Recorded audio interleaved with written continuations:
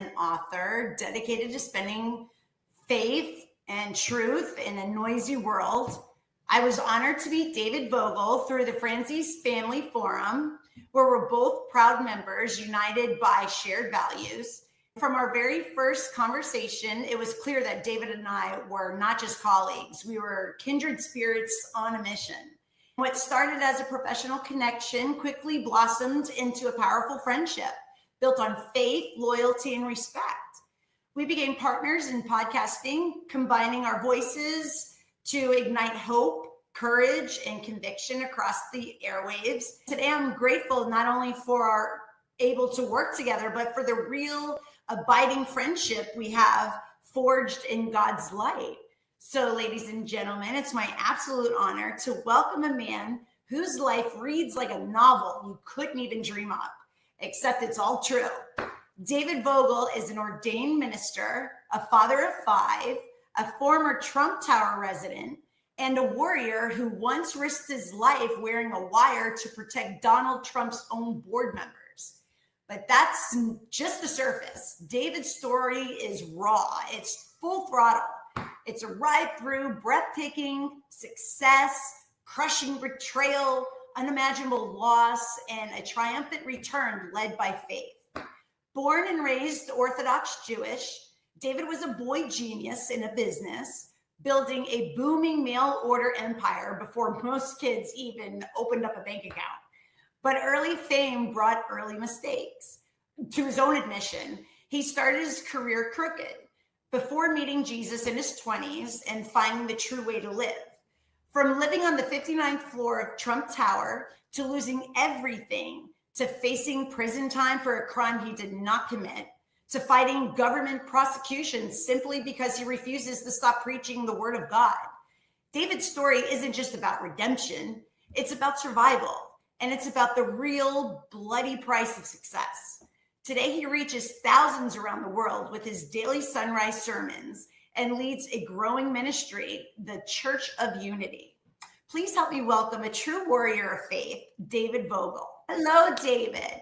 Hello, Sherry. That was so beautiful. Thank you. It's true. Everything's true. So, David, let's just go ahead and get right into it because there's a lot I want to cover today, if that's okay with you. It's okay with me. All right. I'm all yours. Great. Like I said, thank you everybody for joining us today. David, you grew up Orthodox Jewish. How did that early faith shape your life and character? I grew up in Bensonhurst, Brooklyn. All my friends were either Italian or Jewish. It was a very close-knit neighborhood, and everyone got along. One of the reasons I'm a fan of Michael Franzese and joined the family is there was a big mob presence in the neighborhood, but they always kept our neighborhood safe. They didn't rob and steal in our neighborhood. 100%. Your cousin, is that, I think that's Ali Boy Persico? Ali Boy Persico, the Colombo family. Yeah, wow, that's my first cousin. Your first cousin. Obviously, you're nothing like it. You're a wonderful Christian and an honest person. The one thing about the people in the neighborhood, they kept the neighborhood good. They were good to their own. I grew up originally Orthodox Jewish. Family was everything. God was very important. We worshiped God. I was bar mitzvahed. I put on tefillin, which was a ritual in the Jewish religion where you pray every morning. Wow. It was a ritual for me for a long time. It shaped me to be very ambitious. Jews were supposed to be ambitious. Yeah. So I started I started a mail order business very early. I started selling garbage bags door to door, just like Mark Cuban. I didn't just limit myself to garbage bags. I sold everything and anything, candy, greeting cards. This is when I was 11. So you had drive going all the way back to your youth. You were wanting to make some money, for sure. I wanted to make money. Here's the thing. I got to admit it. I'm here to be transparent. When I was young, I wasn't a very godly person the way I did business. I was actually a scoundrel. I was running mail order scams. Oh, really? I'm going to be honest. I want your honesty today. That's what this is all about. You promised me. I promised you. Yeah, I'm going to hold you to it. And somehow I think, and we'll talk about that later, what happened later in life when I was accused of something I didn't do was God punishing me, because I'll give you an example. I know we talked. Oh, I have something to say about that. You know that. But go ahead. I'll let you talk. Like, for example, I would run ads in the back of the local rag magazines. They always had the second-rate newspapers. They still have them. Back then, they were very popular. And they had all the escorts, the prostitutes advertised. So I would advertise, for example, this was one of my ads, a 1/4 ounce of grass, $20. That was my entire ad with an address.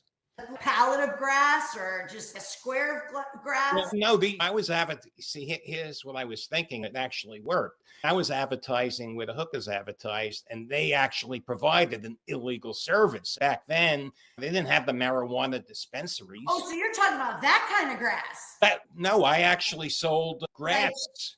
But the people thought the people assumed. Oh, that was your tactic. Yes, because that's smart, dude. I gotta be honest, that was clever. I was 16 years old. I was making a few $100s a day doing that. I'm not proud of that. I was fooling people. They thought they were getting marijuana, and I sent them grass.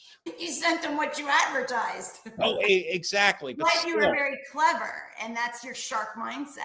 Then I'd advertise, this was one of my other ads, I advertised the placebo Spanish fly. What's that? Spanish fly was something supposedly you put in a woman's drink and it makes her very sexually, it turns her on, supposedly. Oh, I mean, okay. It does work, but I sold placebos. The thing is, people didn't know what placebo was. I just said placebo. So they got a sugar pill. That's what people assumed they were getting something. Yeah. They didn't. And I'm ashamed of that now. We're laughing about it. It's funny. I was just a kid. But I was doing things like that. Do you understand really at that age what exactly you were doing other than making money? Do you understand what I'm asking? I'm not going to lie to you, but I knew exactly what I was doing. I would laugh at it. Did you come up with those ideas yourself? Were you taught by someone? Did you learn by just seeing other people? Like, how did you get that mindset? Or do you think you're just born with that type of drive to make money? I think I was born with the drive to make money. I did when I was a teenager, very dishonestly. I was, like I said, a scoundrel, a thief. I didn't take people's money and not deliver. You gave him that placebo pill. I gave him the placebo. Yeah, I gave him the grass. I gave him the grass.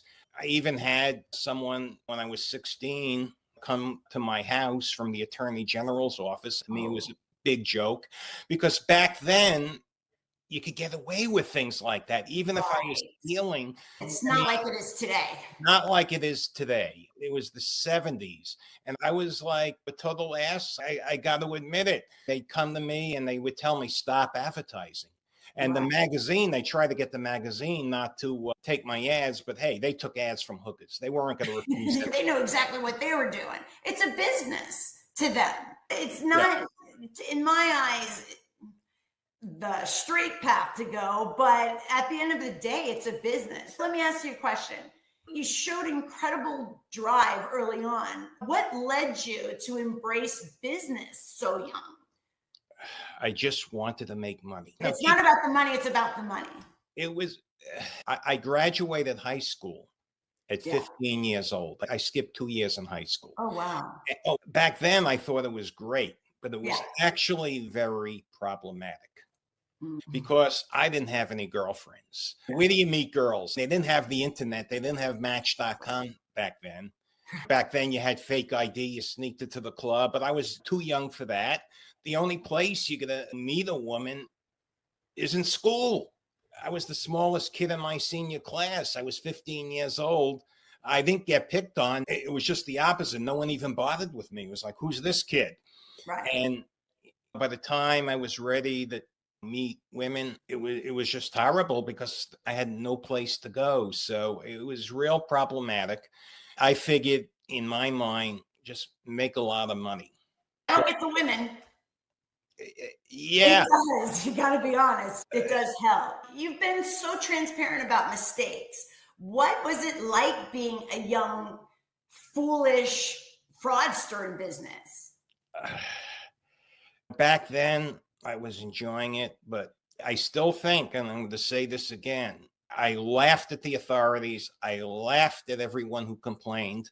I had a lot of complaints, and someone would complain. What do you mean complain? Some people would write letters to the attorney general. Hey, I got this package of grass. Okay. So I'm just going to say, hey, I advertised the quarter ounce. Was my count short? Is he accusing me of not giving him a quarter ounce of Central Park's finest? I'll send him some more. I don't want any issue. And they would say, come on, you got to stop doing it. I would just laugh at them. That was just one thing. I also used to advertise, all sorts of stuff. I would tell people how they could make money. One of the ads, I ran this in the National Enquirer.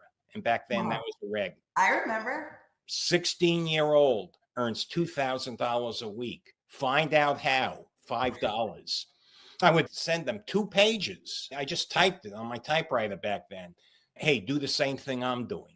I elaborated. Hey, that's still relevant today. They're all like, if you want them 10,000 a week, then do this. But not quite at what, 16? And back in the day, that was pretty clever. I got to be honest with you. You were an entrepreneur even as a teenager. How did you end up publishing 27 magazines at just 16 years old? Oh, one of the things I did that was right. Okay. I actually got my ads in 27 magazines for free. I looked for a mentor. I always liked mentors, even back then. So I was young, and I met a guy named Barry Jacobson. He owned a company called SheriAnn Advertising. He was a big ad. We called him madman. We still do. A madman. I went to a seminar. I heard him speak, and he took a liking to me. Hey, I was young. I was ambitious. I wanted to learn. Psychologically, people like to be teachers. Yeah. And he taught me a trick. He told me that a lot of magazine publishers, if you catch them right before they're about to publish, they have advertising they haven't sold. Right. There's like pages missing. It's not a complete sellout. So you could make a deal with them where they run your ad on a PI, that's per inquiry basis. What does that mean? Per inquiry means you pay them per sale. You advertise your name, your product with their address. The orders go to them. They count the orders, and you basically pay them a negotiated fee for every sale you make. So I did that with my Spanish fly placebos, and I ended up in 27 skin magazines because there was this guy I met that was publishing all sorts of dirt, and he never sold out. Jerry was right. Yeah. And, I got my ad for free. When I say for free, I paid per inquiry, but I didn't have to pay any money. It's probably like a $20,000 hit for me back then, which was just amazing. Wow. Yeah. But, here again, I think, what happened to me, and we'll talk about that in a bit, what happened to me in my 40s might have been God paying me back, because I got away with so much, and I was laughing because I was a kid. And part of the reason I got away with so much was back then, a kid, a 16-year-old, could murder in New York City. And the most they would give him is 5 years. Back then, not now. Okay? Yeah. I think, and we'll talk about this, that my situation, my prosecution for something I did not do, that I was not guilty with. Yeah. Something that happened when I was leading a very ethical life, and I dedicated myself to Jesus, myself to Christ, and I was doing a lot of philanthropic work. And I'll talk about that too in the interview. Yeah. I thought God paid me back. Psalm 103:12 says, as far as the east is from the west, so far He removed our transgressions from us. Once you lay it at his feet, he's not dragging it back up. He's not holding it over your head. You're forgiven. You're loved. You're redeemed. and set free. No matter what happened back then, he doesn't punish you for your past. He uses it to shape your future. If you let him know, you have to let him. And the future he has for you is bigger and better than any mistake you have ever made. That's my opinion. Maybe it's all going to work out. Yeah, maybe, but we definitely have a lot to unfold here, and we're going to get there. So let me ask you, okay, so you had your mentor, and then came a turning point. How did you find Christ, and what did your baptism mean to you? I was 26 years old. Okay. I married my first wife. We were having a lot of problems. I worked for a company called Heritage Rare Coin Galleries. They're $1 billion company today, Heritage Capital or Heritage Auctions. And I was lost. I was still studying the Talmud, the Torah, which is basically the Old Testament. Yeah. Then I met a man named Mike Haynes. And Mike Haynes was an executive at Heritage. And he brought me to Jesus. He brought me to the First Baptist Church. I remember he introduced me to a pastor named Billy Weber. And it made sense to me. Yeah, I got bar mitzvah. I studied the Torah. Okay. And everything about Jesus, everything is prophesied in the Old Testament.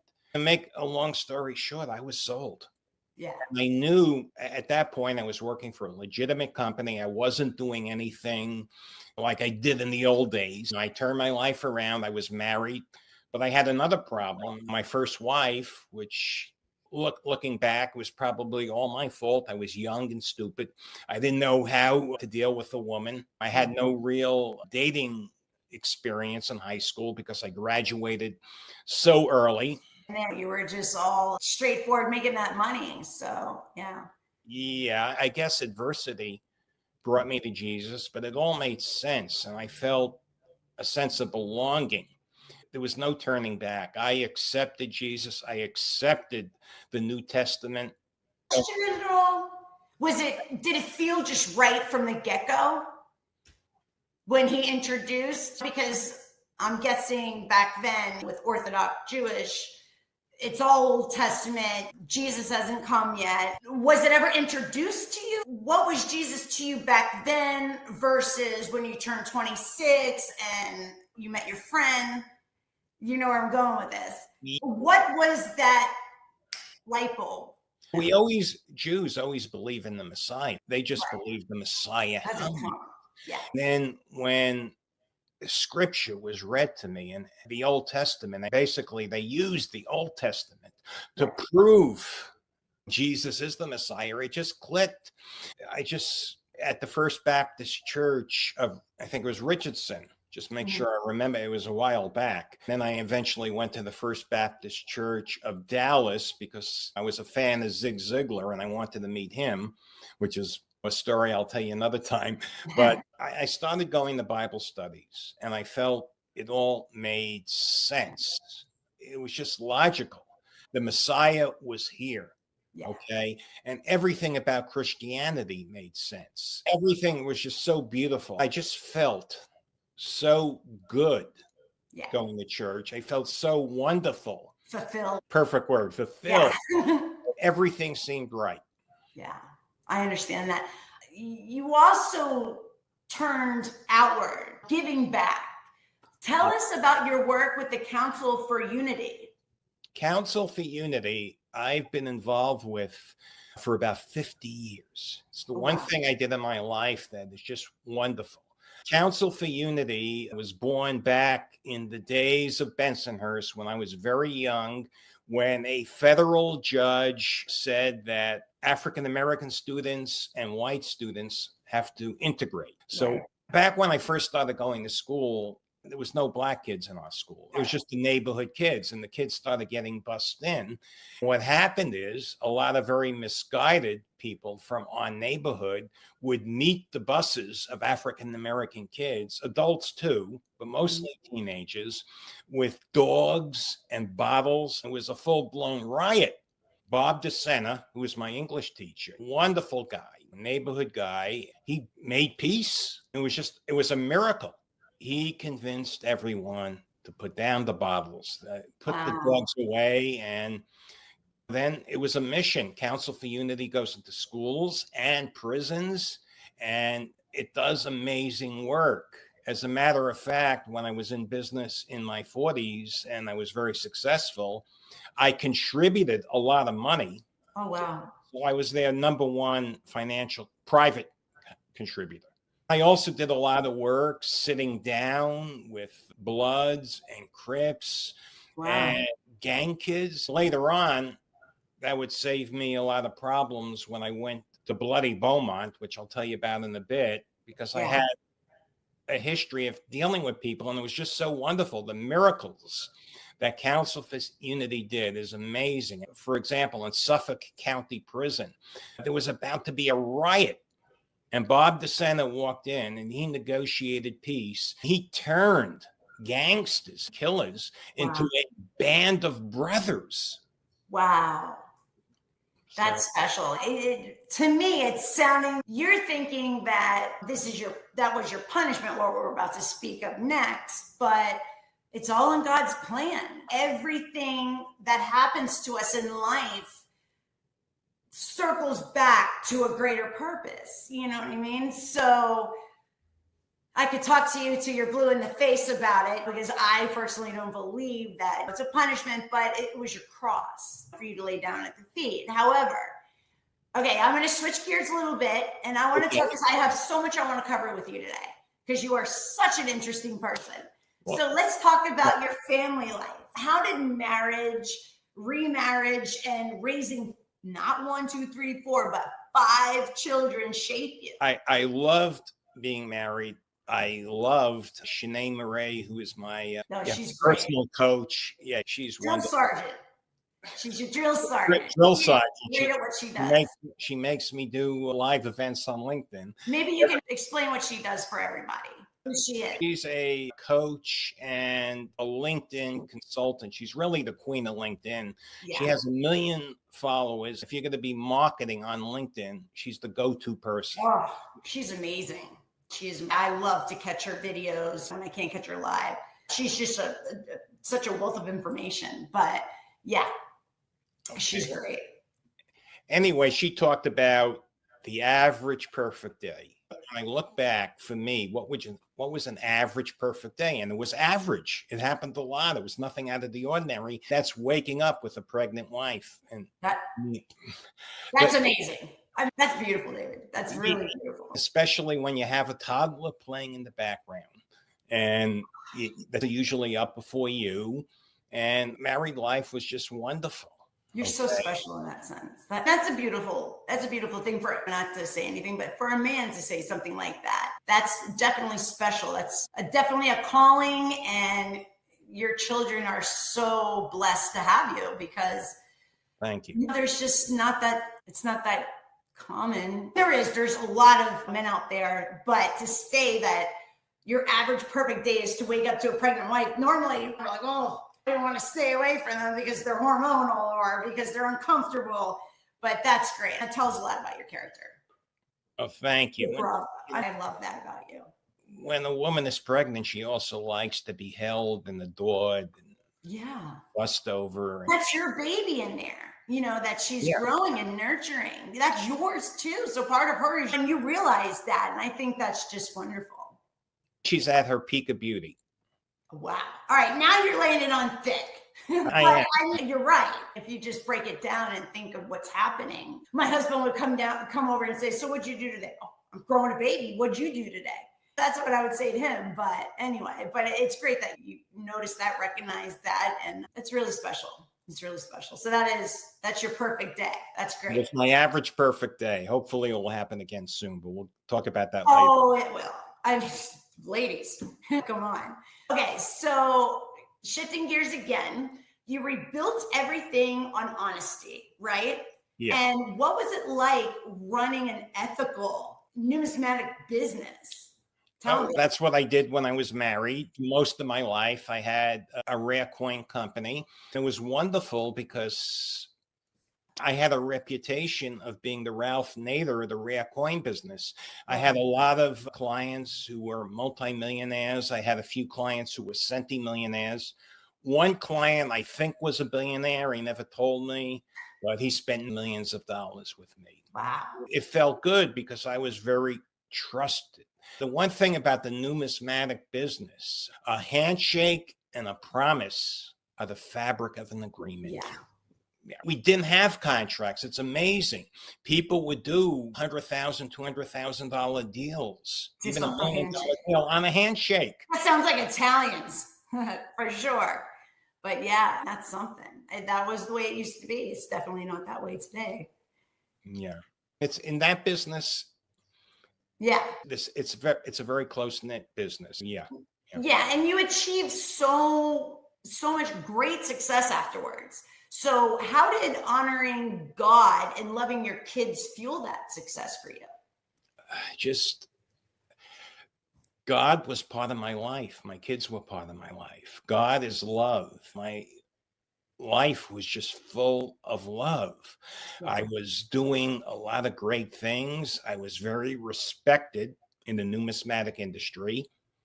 I was also working with Bob DeCenter. I continued my relationship. I would sit down with the Bloods, the Crips, the Latin Kings. It was preventing a lot of violence.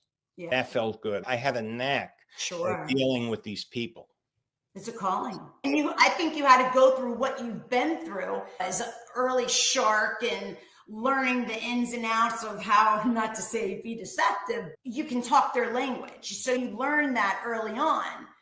And I think it's all full circle. But okay, so I'm dying to ask about this part, okay?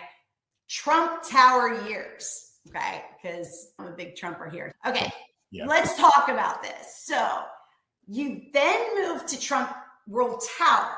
Correct. And gosh, I stayed there in a hotel once. And what was life like on the 59th floor? Tell me, please. To be accurate, I still had my home in New Hampshire. Okay. I was a New Hampshire resident. I bought the Trump Tower building as an investment, but I would stay there when I was in New York. And yeah, and I would run a lot of parties there because I wanted to mingle with the tenants. So just like networking parties? What kind of parties are we talking about? Networking. I wanted to network with my neighbors. I would just throw a party and invite every one of my neighbors. God, I wish I knew you back then. I was the poorest guy in the building. By the time I moved to it's funny, but you're laughing. I'm making $2 million a year. And I talked to one of the residents, $2 million. Yeah, I spent $2 million to have Elton John.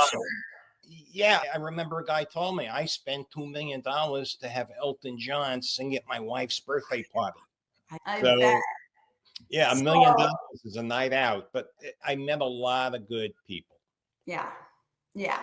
But I'm sure living there wasn't all glamorous. You were pulled into some serious danger. Tell us about wearing a wire for Trump during the Barry Jacobson controversy. I want to hear about this. Okay. This story is 100% true. It's almost like... You can't make it up. I can't make this up. Unbelievable. The Trump World Tower, we got an abatement, a 30-year tax, I think it was 20 or 30-year tax abatement because Donald Trump, he sued the city because he said, and it was true, that the building inspectors were soliciting bribes and he couldn't get a fair deal. He wasn't going to pay them a bribe, Trump. Right. Okay, so he basically sued the city and won. Wow. And as part of the settlement, we got a tax abatement. The board, the buildings board, had to compensate Trump for attorney fees. Originally, it was going to be $30 million. Then it was negotiated down to $15 million. The guy that did the negotiating, his name was Drew Aaron, and he did a wonderful job knocking that figure down from 30 to 15 million. I think that was a very fair number. Yeah. Okay. But then we had Barry Jacobson. He didn't want to pay Trump anything. And he told Drew that if you authorize anything, I am going to kill you. This isn't a band leader. Remember The Godfather? Yeah. What is this guy thinking? No. No. That's crazy. Delusional. It's totally delusional, although Barry was very wealthy.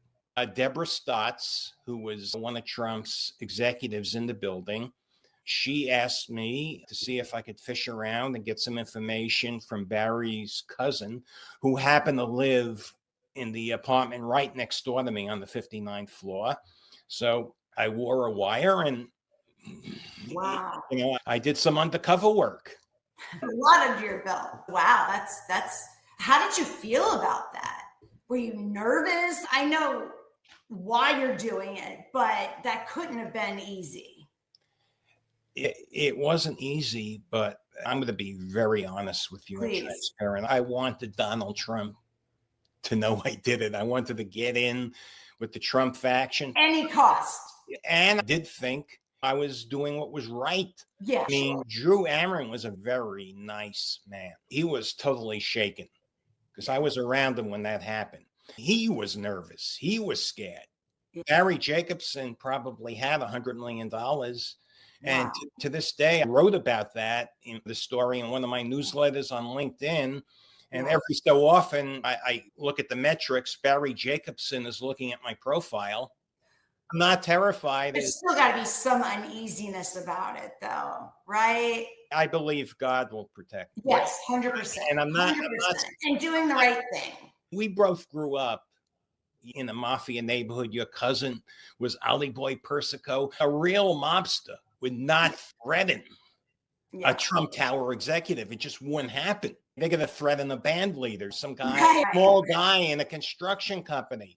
I think if a real mafia capo heard that one of his crew was threatening a Trump Tower executive, he would take that guy. Right, absolutely. Absolutely. That's one of those things that you just don't do and not to do and not even to think of doing. That's insane. After that incredible high came the fall.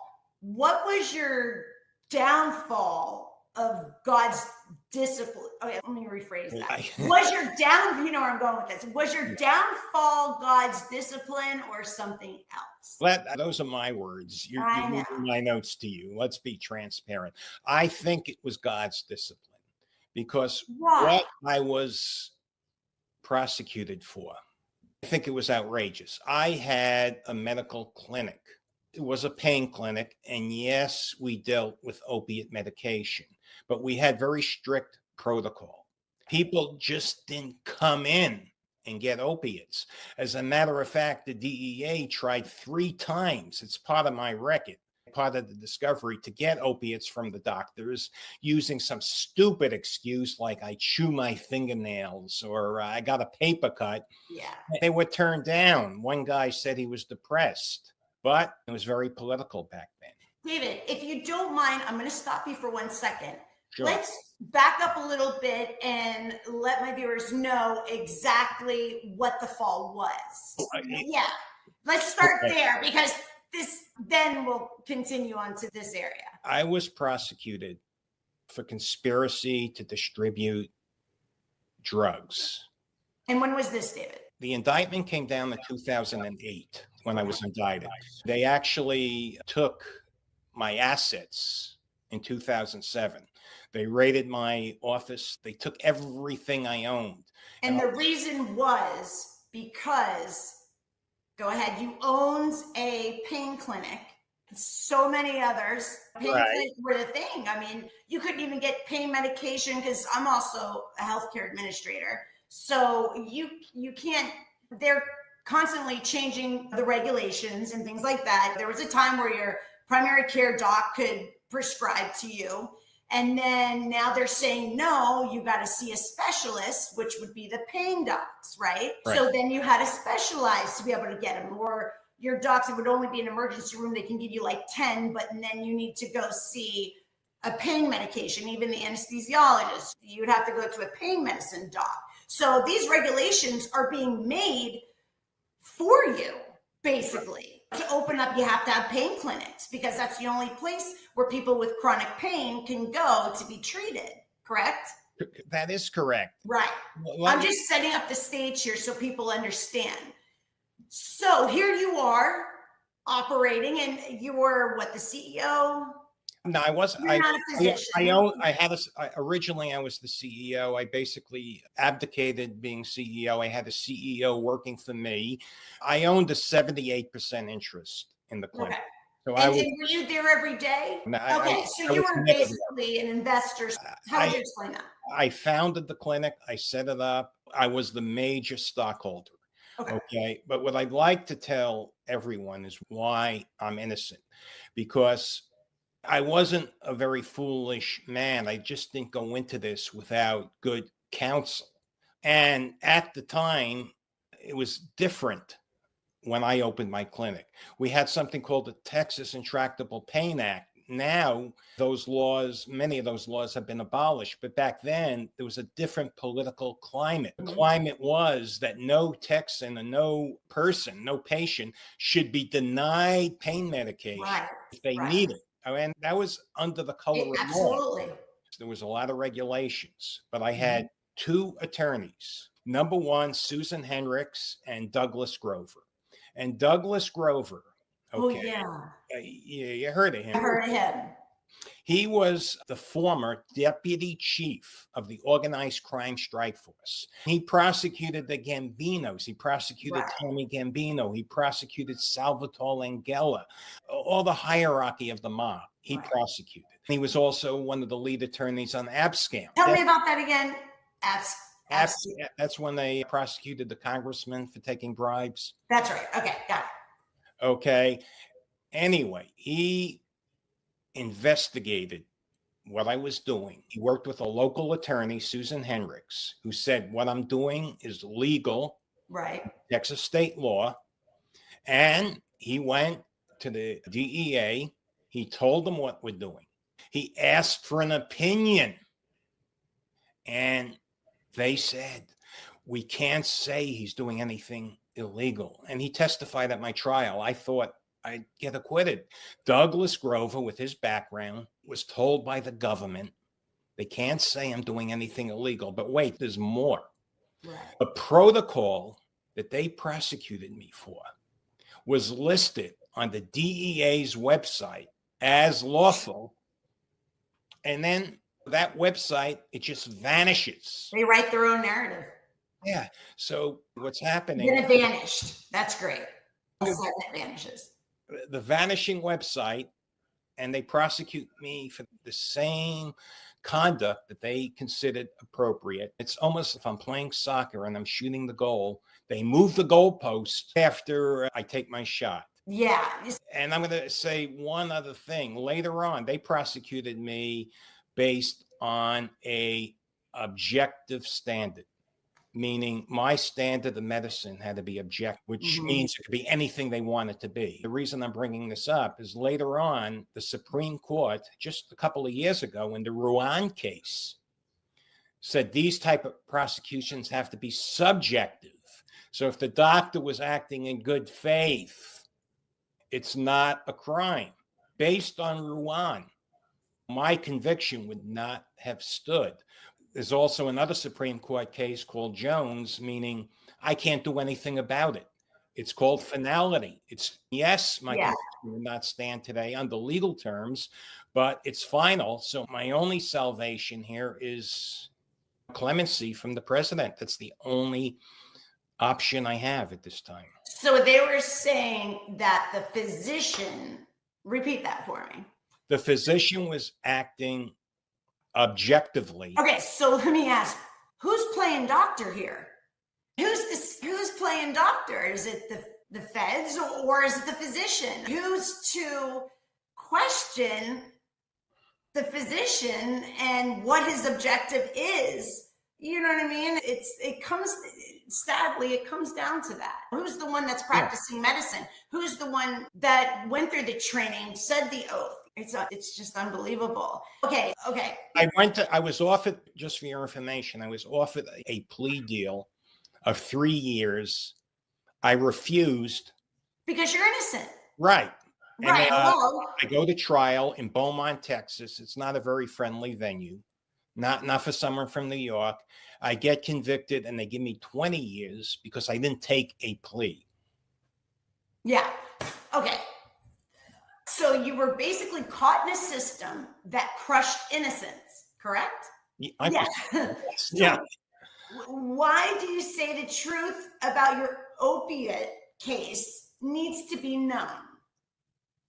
It needs to be known because this wasn't a fair prosecution. They moved the goalpost after I took my shot. If they wanted to change the standard, they should have just said, close down. This is our new standard. We don't want you doing business this way. But they told my attorney, Douglas Grover, we can't say he's doing anything illegal.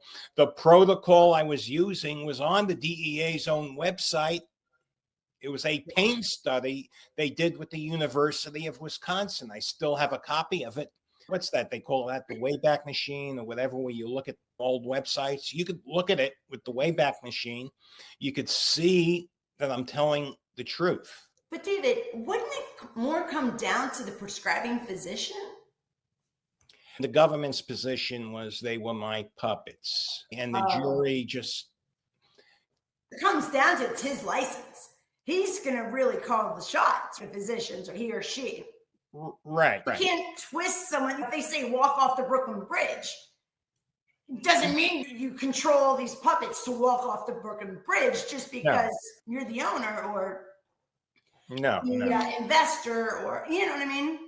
Yeah. That's just unbelievable. All right.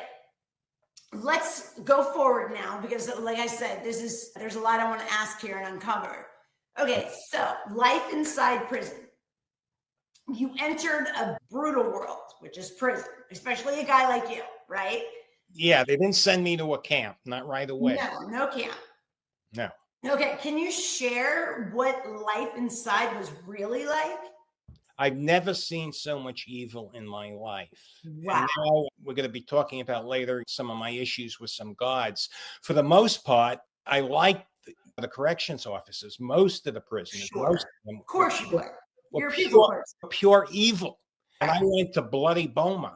They sent me initially to a United States penitentiary, the highest level of security. Wow. And it was nicknamed Bloody. White collar crime. Yeah, because I didn't plead guilty and I got this huge sentence, and that's what guilty by what? Trial? And it was, I was in with murderers. Luckily, how is that? I knew how to survive. I'll tell you a funny story. Murderers were actually not difficult to deal with. First of all, I would just can't fathom, David. I can't fathom. I can't believe you're saying that. Remember, I dealt with murderers in the council before. Right. I had God at least paid me back in a great way because I had experience dealing with killers. For me, it was real easy. I would go up to a killer. I would ask them about their kill. They love to tell the story.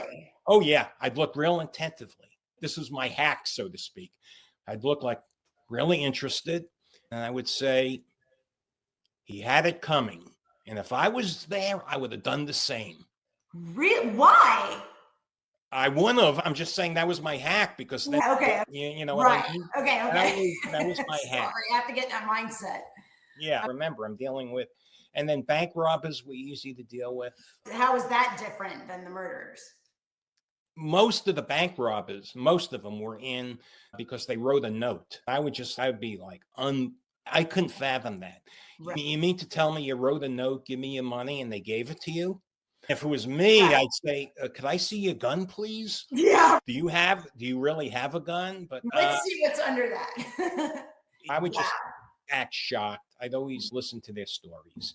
And that's how things worked with Counsel for Unity when I was counseling gang people.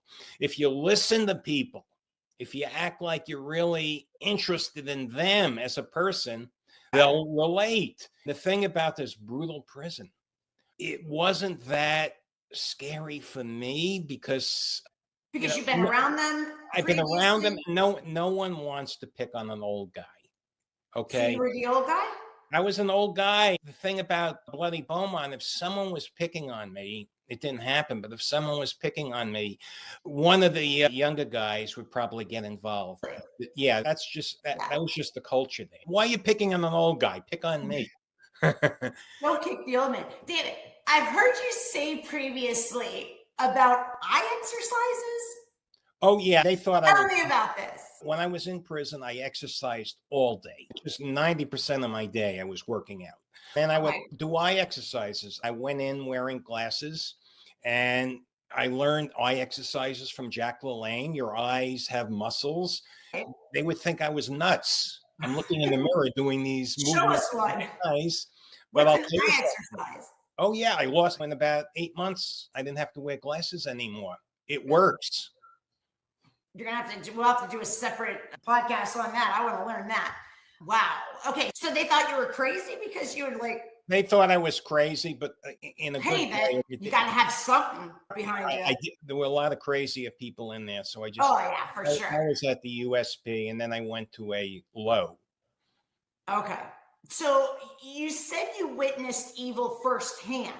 Yeah. What's the Jonathan Tampico story that you saw unfold? I hope I said his name correctly. Yeah, Jonathan Tampico. Yeah, okay. There was ever a time I just want. Can you explain who he is to my? Oh, yeah, I'm going to explain it. But Jonathan Tampico, when I went to the low at the USP, they didn't have sex offenders.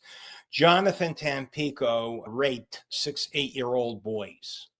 He got a very relatively short sentence for that. He was in federal prison for child pornography. They gave him 30 years, which I thought is a lot for pornography, and 6 years for rape. I think it should have been the opposite. It should have been the opposite.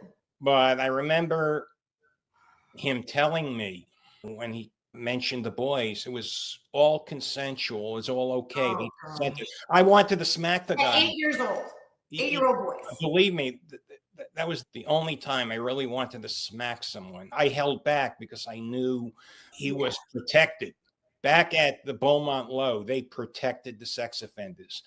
Why? I heard that is the opposite. That's what you always hear, that if you go in as a sex offender, they're going to kill you. At some prisons, yes, but not at Beaumont Low. That they had to send them there because otherwise they'd all be dead. And these were some horrible guys. So if that guy, Jonathan Tampico, was in the USP where I came from, he would have been killed. Okay. The first day, he wouldn't have lasted a day. But at the low, you even look at them the wrong way. The gods will throw you in the shoe. They'll throw you in solitary confinement. The same thing, the shoe and solitary confinement. Yeah, that's what they call solitary confinement. So I wanted to smack the guy. And I'm not a violent guy, but when he said, I have 4 sons, he said, oh, yeah, imagine my 8-year-old son. Yeah, it was all consensual. When you're a parent, it's hard not to make that correlation. You know what I mean? And that just in itself brings on anger. And you also said that you faced abusive staff. What happened with, I think it was the abusive guard you mentioned? All my years, this was at the camp. It was actually many years later. Remember, I did 11 years. I actually served 11 years. But Masu was at the camp, and I never, ever had a problem with a corrections officer. They didn't bother me. But this guy, he would just pick on me. He picked on the old guy. He picked on the old guy because he knew I wasn't like a gangster type. It was stupid stuff, but every time he saw me, for a while, it didn't happen right away. He just decided, I'm going to pick on David Vogel. Can you describe him to us? He was a Marine. Actually, the story has a happy ending because he did a 180, which is funny. He changed everybody. Nah, just that was a joke. Describe him. He was a middle-aged guy, I think maybe 40, 45. Okay. Well-built. Okay. He was an ex-Marine. He was the food service officer. Which means? He handled the chow hall. Okay. So he would be picking on me, and I wasn't going to stand for it. So what did I do? I'll confess. I'll imagine. I'm never going to hit anyone. I didn't hit Jonathan Tampico. I'm certainly not going to hit a guard. Automatically wrong. Right. But it was at the camp. I found this nut named Craig. The guy was wackadoo. He would steal from the campers there, the inmates, which if he wasn't at a camp, they would have destroyed him. But at the camp, remember, it's mostly white collar people, and they don't want to get thrown out of the camp, so he got away with it. But I'm good. I'm a shock when I have to be. I'm good at manipulating him. And I got the nut to write up Masu. He accused him of all sorts of stuff, horrible stuff. Allegedly, he was sexually abused.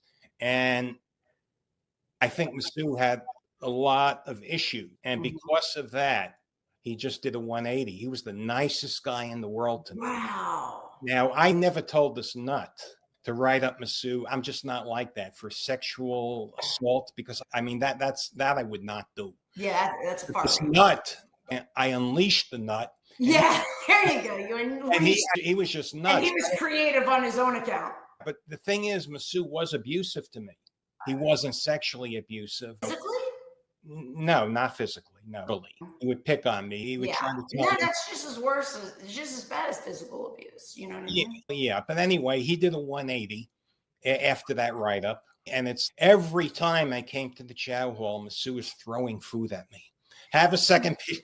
Was there a correlation? Did he know where that was coming from? Or maybe you were behind that? Like, you got that respect, almost like you said, a 180. Like, it just changed him completely, or to people that he was not very nice to? I think maybe the experience changed him. Okay. Because he was the nicest guy in the world. Yeah. And I want to stress, I would never tell this guy Craig, who was the nut, to accuse someone of sexual abuse. I think that's going too far. That is. Okay, but this guy was totally nuts. I picked the right guy. You unleashed the nut. Yeah, so he said that life was harder at the prison camp.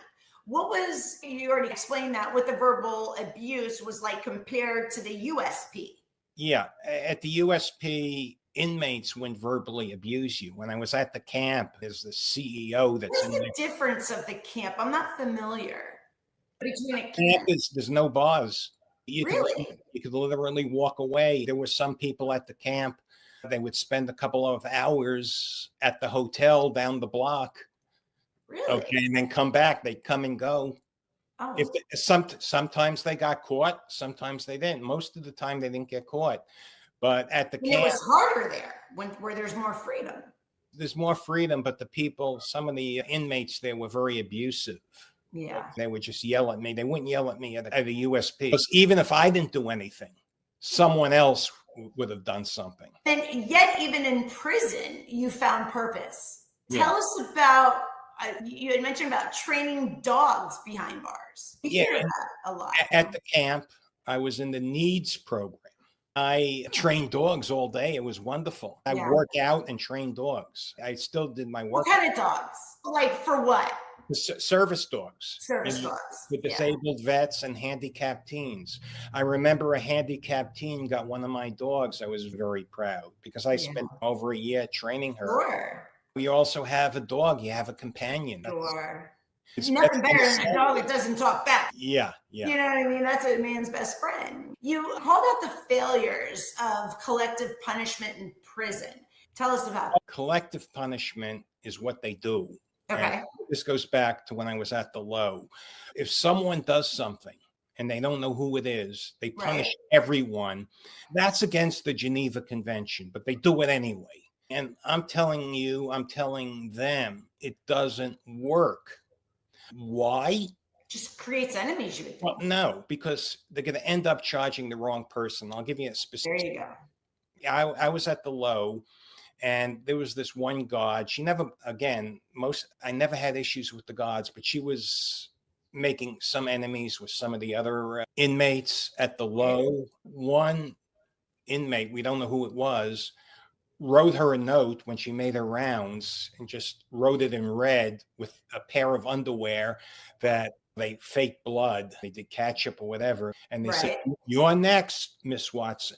Oh my God. That's awful. That I would never approve of that. I think that whoever did that should have been punished. But what happened was they punished everyone. So eventually the gang, the Pisces, they had this kid who they walked down to the lieutenant's office and he made a confession.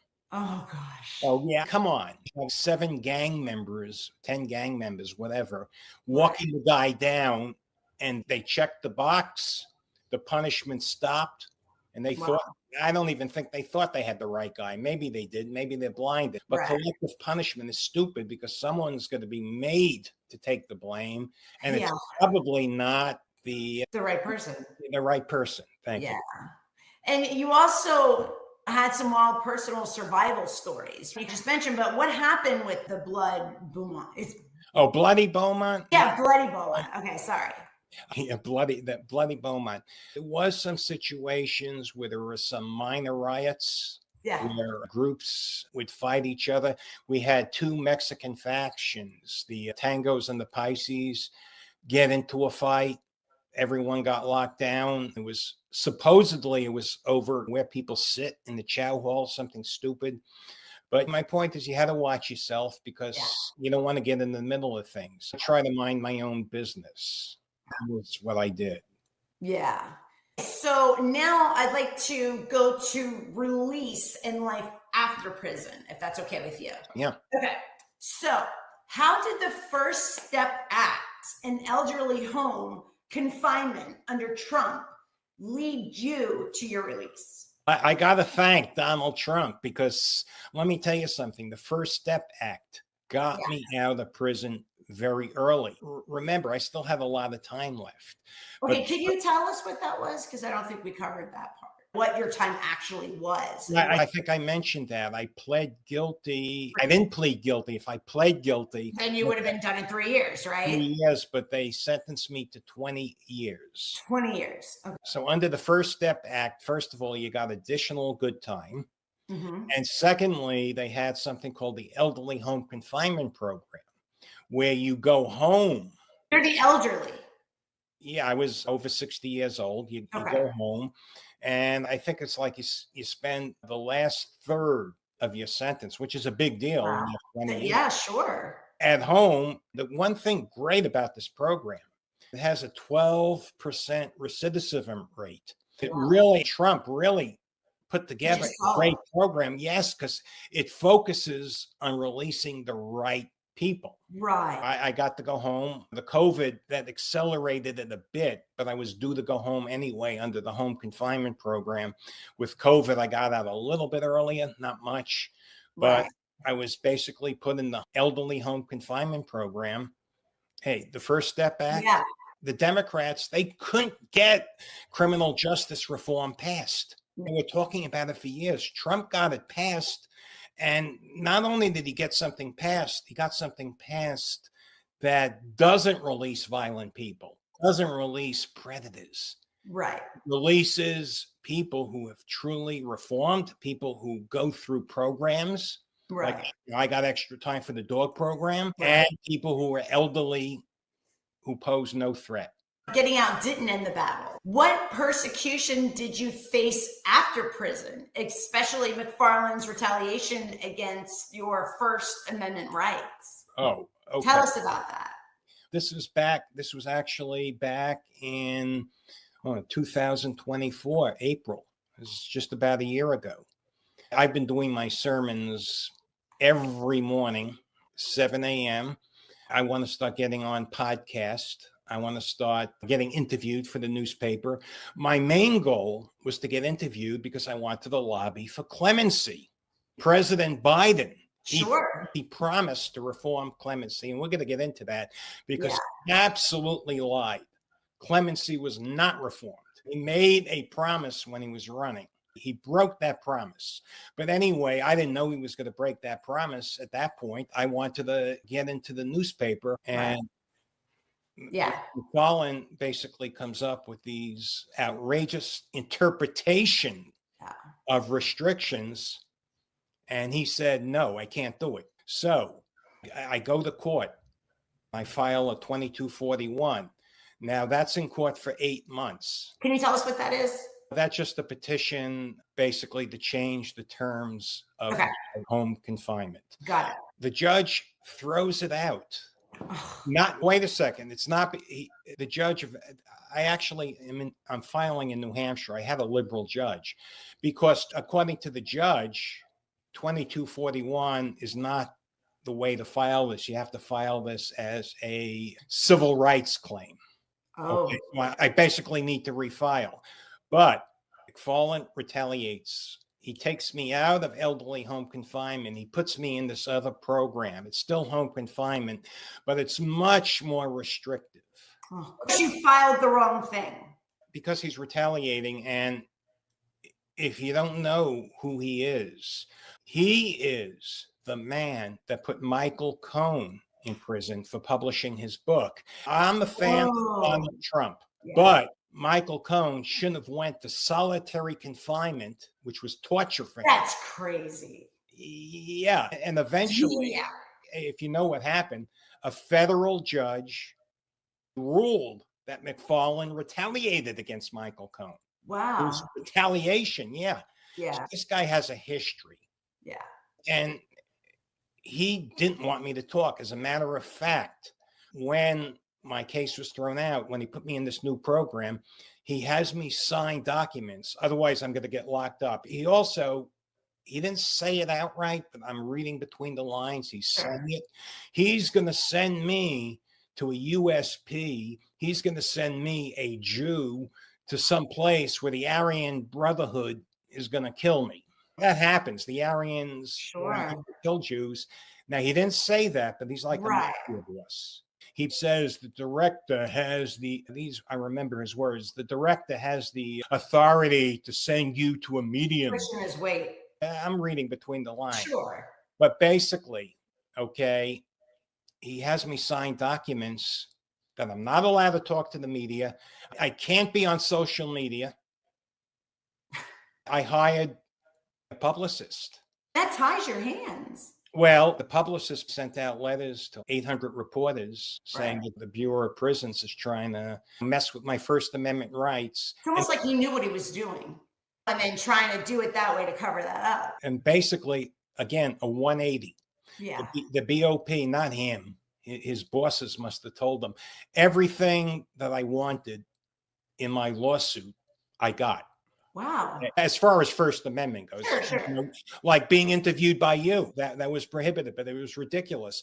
Why did I have to go through 8 months of that? We could have just made a deal day one. Then this guy retaliated. He put me in this program that I'm still in until the end of May. It's almost over, where it's much more restrictive.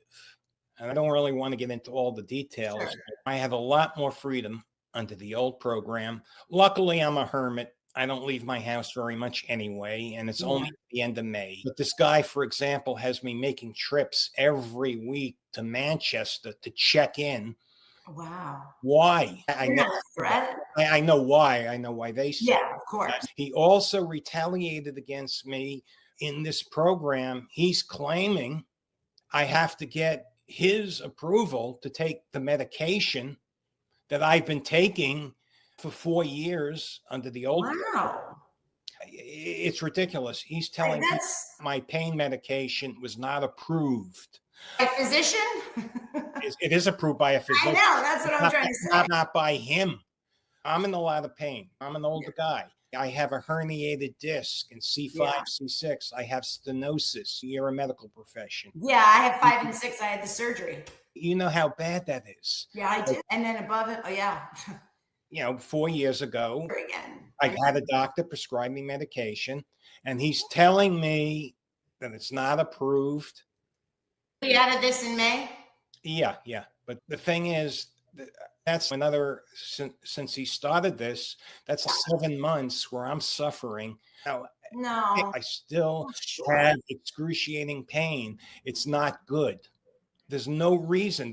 When my terms of the elderly home confinement program basically say I can't take any drugs, without physician's approval. But I had physician's approval because this was illegal. Well, they're the only ones that can give it. Otherwise, it's illegal. My position is this guy, he's full of retaliation. Oh, here's another thing. I'm preaching every morning since June 2023. He comes up with another rule. I can't call myself pastor.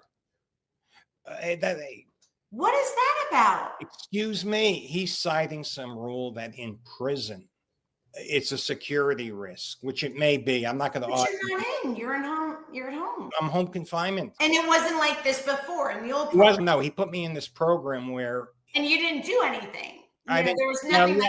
I filed for my First Amendment rights. I wanted to be interviewed by people like you. I want to tell my story. I want to get a pardon from President Trump, hopefully. Hopefully. Yeah, hopefully. Anybody out there, listen to this. It's self-explanatory. David, you said that you would reform the prison system if you could, right? Yeah. What would you tell the new BOP director? I think it's Bill Marshall. Oh, I would tell him, look, I'm a law and order guy. Trump said you're a law and order guy. Let's get real here. When I was at the low, I saw it with my own eyes. People throwing baseballs over the fence into the yard full of drugs. Oh, wow. Beaumont Low was an open air drug market. Wow. And the prisoners, and I don't consider myself a prisoner. I consider myself innocent. I don't relate to those people for the most part. I got to be honest. I never related to the people. I was more friendly with some of the guards there. I loved some of the guards there.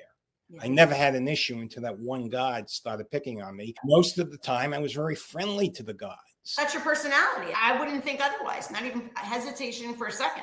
That's not something that you just change overnight. That's something that's in your character, in your personality. Yeah. I couldn't even fathom that. But you stayed strong in your faith, even when you were mocked. What happened with Farewell rolling his eyes at Jesus? Tell me about that. This was before I was taken out of the elderly home confinement program. I had a great probation guy, Scott Davidson. I'll tell you about him in a minute. He was just wonderful. He was honest. He didn't let people get away with anything. He was an honest guy. He was humble. He wasn't arrogant. He gets promoted.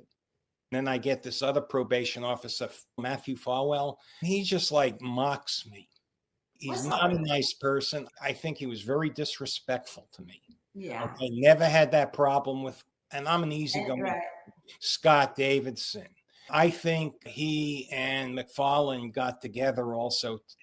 This is just my theory. I don't know. Yeah. They just want to be transparent. I just think he was very disrespectful. I feel I was mocked when I told him I was a minister, when I was doing preaching work. I'm a nothing. Yeah. Yeah, I know. I just was not very happy with losing Scott Davidson. Davidson was a good guy. Yeah. Okay, so let's move forward, and because I think we're definitely almost at an hour and a half here. Wow. But there's some really important things I do want to ask you. So if you don't mind. No, go ahead. I'm all yours. I promise. Yeah. I'm going to kind of try to squeeze this all in. Okay. Yes. Okay. Faith, family, and future. That's what I want to concentrate on now. Okay. You have a vision for your future that includes faith, family, and family, of course. Why do you say a woman won't marry a man without promising a future? Let's be real. Okay. It's not just about money, but a woman, if she's going to marry a man, she wants him to have a promising future. She wants him not to be not to be a loser, especially if I want to have a family, especially if I want to have children, which I do. I want to have more children. Yeah. I have to be a provider. A pregnant wife might not be working. A pregnant wife might need to be provided for. So I don't want a relationship contract. Part of my not taking a plea. I have to agree with you, David. Yeah. Okay. I definitely have to agree with you in that. So I see where you're coming from for sure. But I didn't mean to interrupt you, but I just had to share that.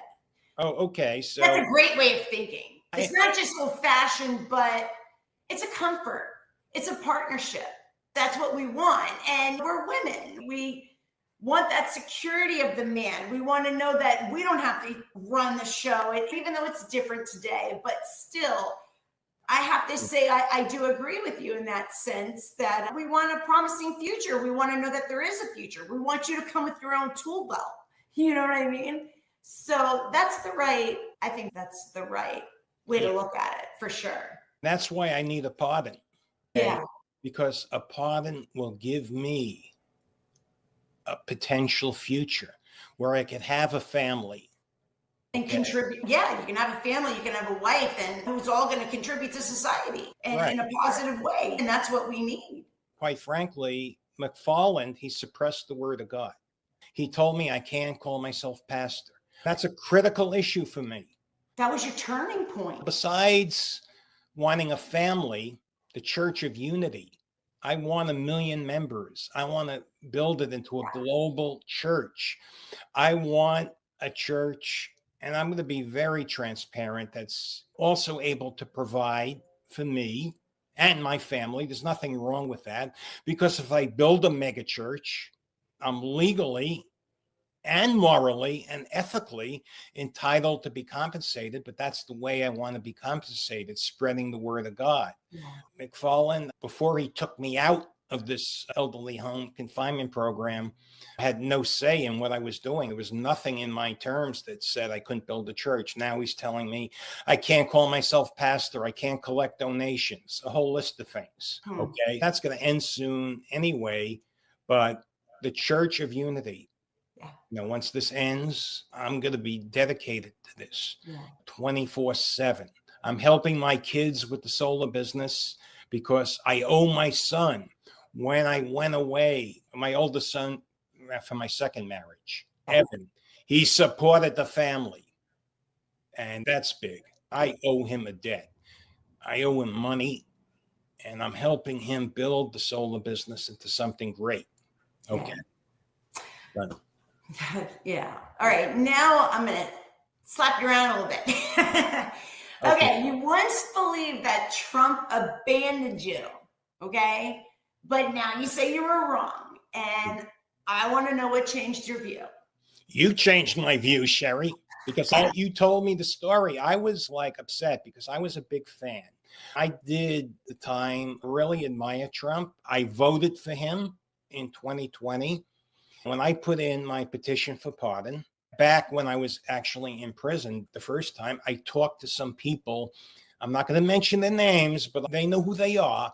I knew them at Trump World Tower. They are close to Donald. They told me they were going to talk to him. Okay. And I thought, you never know. Maybe, I gave it my best. Sure.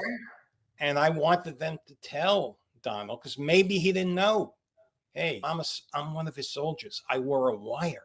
When Barry Jacobson was threatening to murder your man, Drew, who stepped up. There were other things I did to help during that situation. But could you at least look at my case? Don't do me a favor. Just give it an honest review. Just investigate. That's just straight up right there. You're not. And then I was upset, but then I talked to you and you told me you're a big Trump fan. You're telling me, and then my friend Sam from California, he said the same thing. He's a very devout Christian like you. These people, they didn't talk to Donald. He doesn't need to. So is Trump. Look, exactly what happened to him with the assassination attempts. He's a man of God as well. I love that too. That was divine intervention. That bullet just really missed him. Without a doubt. Anyone who questions that is just delusional. You know what I mean? Unbelievable. Yeah. You've spoken with great admiration about Trump defending Jewish people. Why does that move you so deeply? Okay. First of all, I grew up Orthodox Jewish. Some of my family is still Orthodox Jewish. One of my relatives, I'm not going to mention her name, she is an educator in New York. What happened at Columbia was reprehensible. Jews were being violated. They were being spit on. They were being violently attacked. Not just by Jewish as well. Yeah. Just to throw that in there. So I understand. Not just by students. No. By the staff. What did Biden do? He said a few words. He condemned them, but he did nothing. Trump, he drew a line. He did. He said, no more. No more. Absolutely. This really resonates with me. And that's why I love Trump so much, once again, especially after talking to you, because the reason I fell out of fanship was because I thought he abandoned me. I thought he wasn't listening. And look, he's president of the United States, but he did appoint a great clemency czar. A man of his word, unlike Biden. Trump is a man of his word. He is a man of his word. He does what he's going to say. Biden, he promised to reform clemency. That's and right. What did he do? Let me answer that one. He pardoned convicted killers like what? Peeler and what's his name? Pete? I can never get that. What do you want? Killed an 8-year-old child. Right. I could go on all day about this, David. Betrayal, however you pronounce it, he murdered 2 harboring murders. Agents, not ex. Biden made false promises. Then Liz Oya, I saw her speak. She said actual innocence is not a condition for clemency. It will not be considered. They pardon the 8-year-old child's killer and the FBI agent's killer. Now, Deborah Leff, she was the pardon czar under Biden. Extraordinary ethics right there. Extraordinary ethics. Yes. She resigned. Absolutely. She resigned.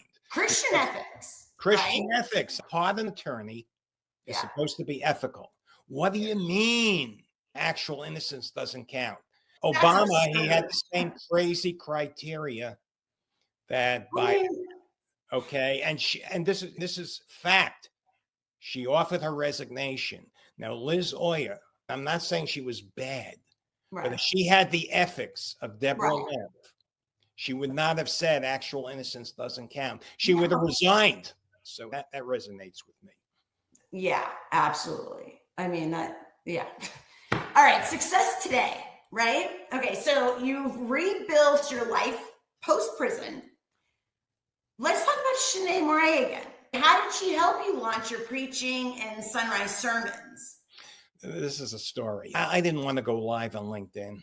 I'm an introvert, and back, it was June 2023. You're trying to get me to do it now. I'm trying to get you to do it. I know. Here we are.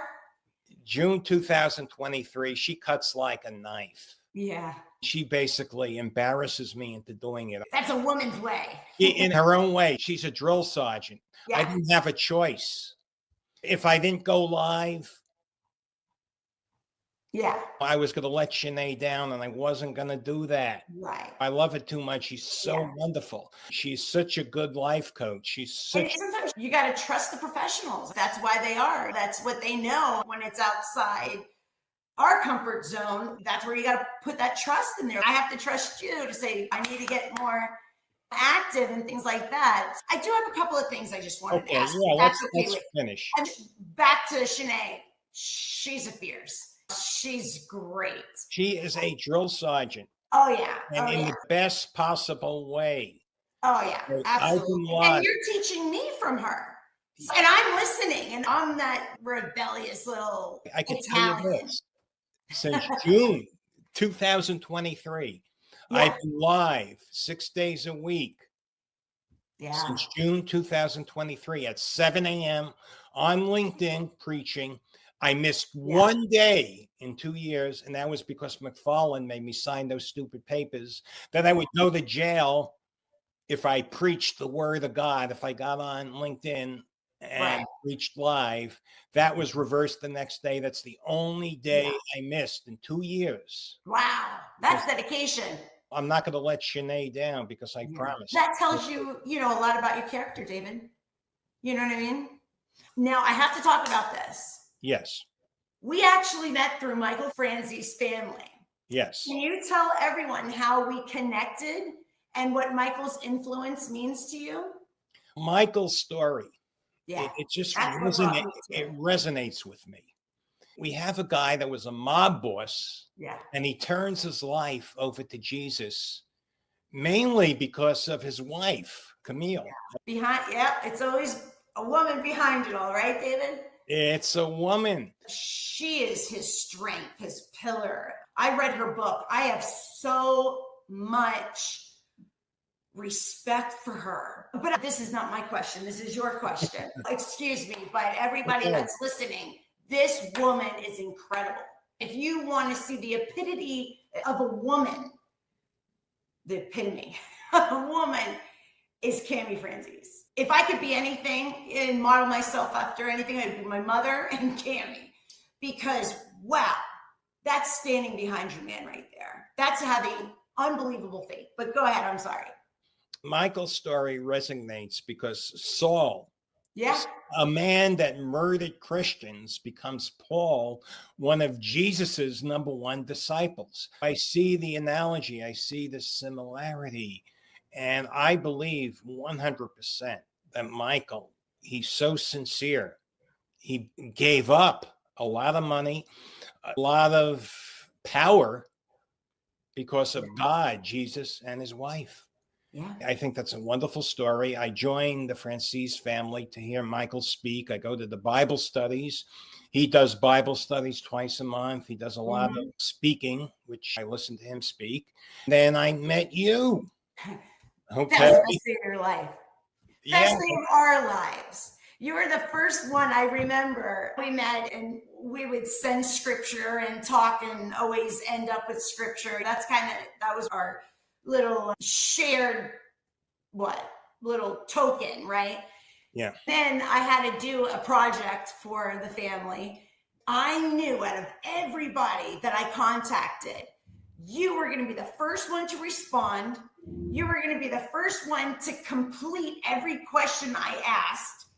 Not only did you do that, you did it in Word format. You did it in docs. You're so thorough. I just knew that's who you were, and that's what I like. I like that type of character. And I think that's why you're so thorough. You're so, what is what you get? You know what I mean? And you just reach far. You do not go for low-hanging fruit. You reach far. And I think that's incredible characteristic about your personality. 100%. I love it. Thank you. We've just went vertically up from there. You're such a help to me. I hope in return I'm a help to you as well. But you're a great man. And I'm blessed to call you my friend. And I really mean that. I really mean that. And I hope you understand, believe that. Joining the family, joining the group, it's been a blessing. Just meeting you has been a blessing. Yeah. And likewise, absolutely. Even with this interview, people, you can pick who you are out in just a couple of questions. This is what you get. And I just think it's wonderful. For those who don't know who Michael Franzese is, he was a former Capo regime in the Colombo crime family, right? Yeah. His father was a big mob boss for the Colombos. Michael was supposed to actually go into medical school, but his father was also framed, I guess, accused of a crime that he did not commit, spent a lot of time. Basically, Michael found, how would you say it? He was put into the shoe for a long time after a few indictments, which he won most of them. And a guard slipped in a Bible, right? When Michael thought everything, he was done. That's when he believed he was just done. And he thought he'd spend the rest of his life in jail. His family, everything that he held dear was just finished until he got that Bible from an unknown guard. It transformed his life. He ended up quitting the crime family. Now he's a speaker worldwide. And so he's got the greatest story of redemption. And that's what attracted me to him. Yeah. There's that in my family, but your family, and I grew up in the neighborhood, remember? Yeah, exactly. So he's a motivational speaker, an author, and a media personality. And he's just, his story is just unbelievable. And it's all because of his wife. Now, I mean, it had to be him too, but anyways. Yes, yeah. I just wanted to throw that out so people know who we were talking about. Okay, so you've said that you were shocked that I'm going to back up a little bit. Michael Cohen's secret wire recordings were admissible, right? I know I'm really turning this, but I'm kind of switching around a little bit because we're running into 2 hours. Wow, I'm shocked. I know. I could talk to you all day. I know. We spend hours on the phone at night sometimes. Oh my God. I know. You have so much to tell. And I'm so always much to be heard, David. I'm always going You to be know? transparent and honest. Yeah, we definitely have to do this again. So Michael Cohen's secret wire recordings, I just wanted to catch up on this, were admissible. Why is that wrong in your view? Michael Cohen is an attorney. And Right. look, assuming Trump's the worst of the worst, an attorney shouldn't be recording their clients. An attorney has an obligation to defend a guy, even if he's a serial killer. Yeah. Okay. The persecution of Yeah. Trump. I think he was persecuted with those criminal indictments. I see the same parallel with my persecution. Whether you love him or hate him, those prosecutions were persecutions. You don't have a guy's attorney testify against him, even if he's a serial killer. That's just how I feel. Yeah. That shouldn't have been admissible. The judges felt otherwise. I'm just weighing in as someone who's totally shooting from the hip. I can't fathom how an attorney can testify against a former client in a criminal trial. Yeah. And you've also said that Trump is being persecuted today from everything that you lived through. What parallels do you see? I've been posting. Good news. I've been posting on LinkedIn, and I was made a manager of the Republican coalition group on LinkedIn because of my writing. I write pretty good. You're a wonderful writer. Some of the articles I wrote, this stuff where they're calling him a fascist, he's getting people who are really bad people, out of the country, like this Abrigo Garcia. The guy beat his wife black and blue. There was a boot print on her back. Oh, come on. He's MS-13 tattoos. Couldn't be any more black and white. They're talking about due process. He's not entitled to due process. He's not an American citizen. If he was charged with a crime, he would be entitled to due process. He wasn't charged with a crime.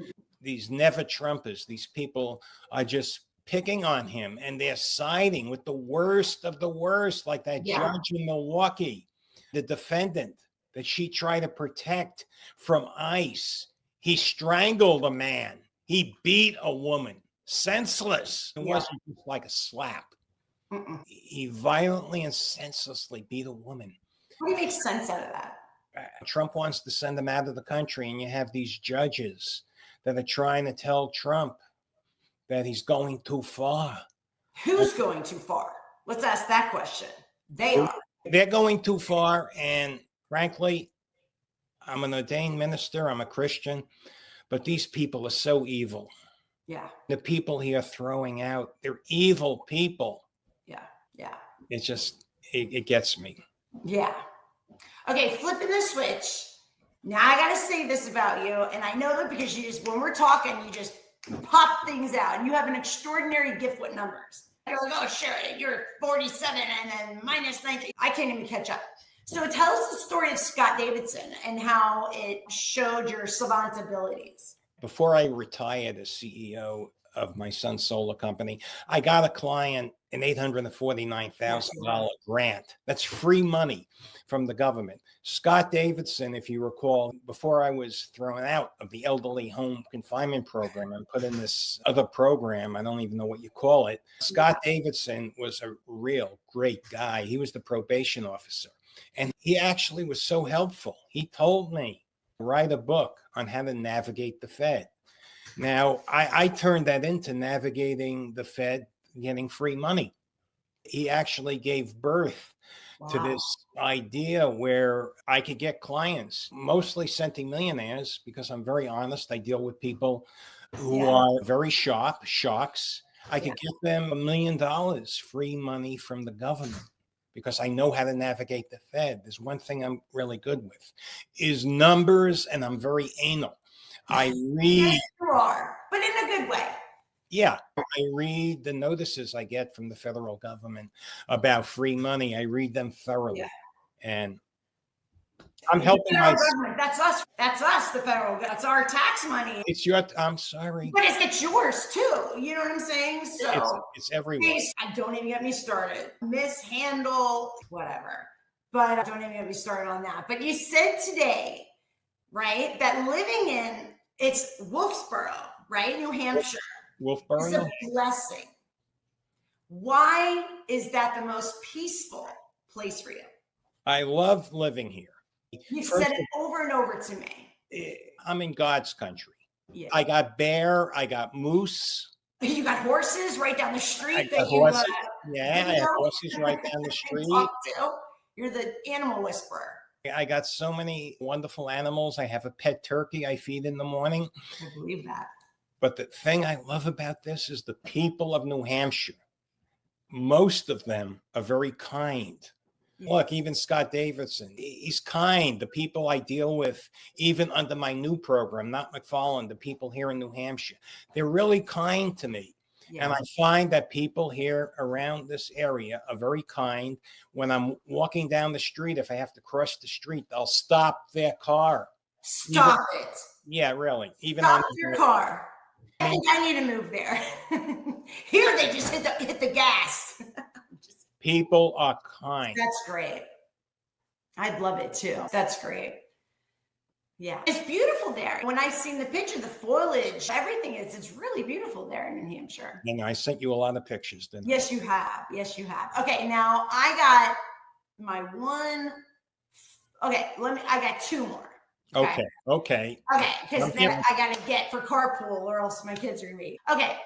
After all you've survived, what is your final message about the real price of success?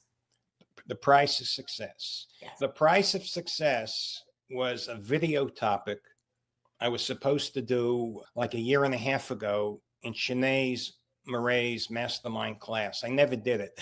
I did 99% of her assignments. But that was one I was saving. Yeah. And it wasn't going to be a 2-minute video. We're on this interview for like almost 2 hours. The price of success, my final reflection. You could be very successful and then it could all be taken away. Right. I had it all. I had a $4 million apartment. I had a multiple 7-figure year income, a wife and 5 kids. Yeah. And then I lost it. Yeah. So the price of success can be very brutal. Yeah. When you're successful, you become a target. Yeah. There's always someone who wants to take it away from you. Right. I have to. And that's the price. Okay. And then one final note. Okay. What's your message for anyone feeling crushed, but still dreaming of redemption? My message is really to Donald Trump. He let me out 6 years early with the Elderly Home Confinement Program. Yeah. He let out the right people with the First Step Act. I'm begging him, keep up the momentum.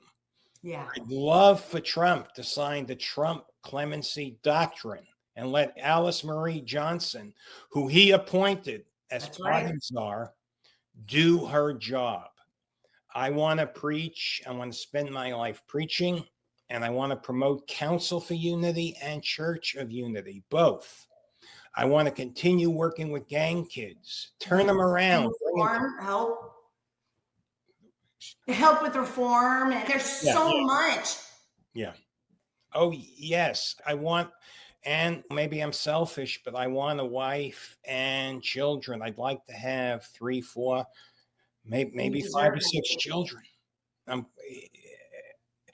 The only way that's going to happen is if I get clemency. I can lead my life, I could preach, but if I want to have a wife and children, sure, I need to be able to provide for a wife. Sure. And you deserve that. You deserve that. I think I was prosecuted wrongfully, but like I told you earlier, I was a scoundrel when I was a teenager. Sinners, David. We've all. But what you do today is what matters, and what you do tomorrow is what matters, right? Yeah, but some people call it karma. I don't believe in karma, but I believe in God. Maybe God was just saying, "Hey, David, you were a real bad kid, and you got away with it. You laughed, This is your payback. Not, David. I think your journey had to go through every step. You've got so much more to go and so much further to go and so much good to give because of your trials. I'm going to work on you with that because. Thank you. But anyway, it has been a pure pleasure spending this time with you. It flew by, but that's how we always are together, right? And thank you for being open and honest with me and sharing your story and being transparent and your struggles, your goals. Thank you. I hope, everybody out there is happy and learn something and will share this. Please, I beg you, share this on your feed. Let's get David's word out there. Let's let it fall into the right hands. Like he said, just have people just look at your story. You're not trying to paint a narrative. Everything is transparent for you. Let's help David out. You heard it first and foremost right here.